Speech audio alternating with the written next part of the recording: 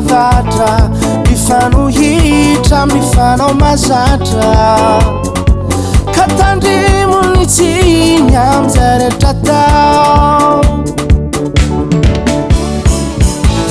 akory lahaly akory mbarakany ansafavaliagna rô amy fofalifaly ka ino marô ny vaovao irary anaseny ho salama miara-miaigna mimaro tokony afantatra ny fomba fanahy sarozy faolony fiarahamony mianao fombatsika raha mifanena mifangotany vaovao indrindra mofampinamagny izao sy anao fomandrazatsika tsy atinonay tsy avelana ifaindrina tsy olany tsy ameboraraka tany akory lahaly akory mbarakany ansafavaliagna rô amy fofalifaly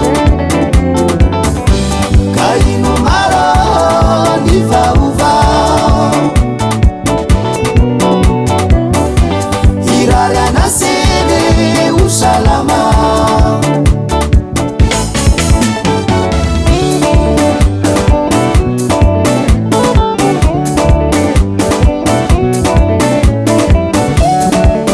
akory miasaka eo mako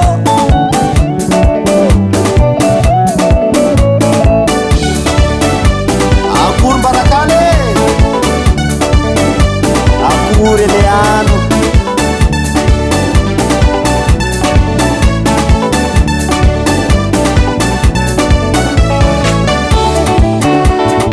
mba mifamosafamy angaity fa sady mandalo mazagna karan'io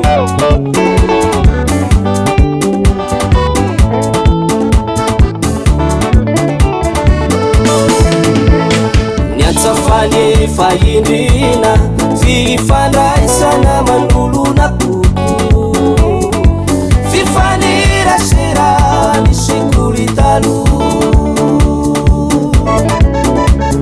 fomba fanao andavanandro nanabeazana ny saina sy fana